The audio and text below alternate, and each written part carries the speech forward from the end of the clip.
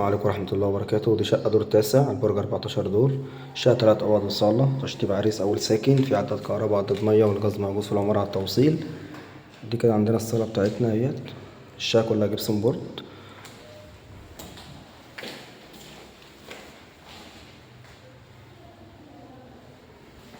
الشباك أول متان. هنا عندنا أول أوضة معانا، وهنا طرق التوزيع فيها 3 أوض المطبخ والحمام. كده عندنا أول أوضة على الشارع. الشقة دي كلها على متان بيس.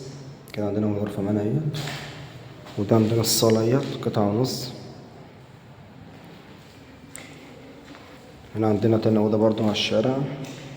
الشقة ناصية هاوية مشمسة. دي كده أوضة 3 في 3 ونص.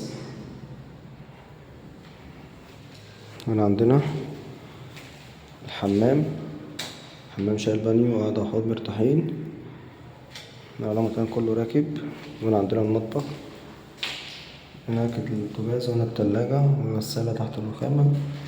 مطبخ ما شاء الله عليه مرتاح. دي الأوضة التالتة في البلكونة برضو. الأوضة دي 4 في 3 ونص. عندنا 3 أوض وصالة، مطبخ وحمام. البلكونة. الشقة تاني نمرة من شارع 10 مستشارين. زي ما شايفين كده، تاني عمارة من شارع 10 مستشارين. خطوات للحي وفتح الله وبيتك وجميع المدارس.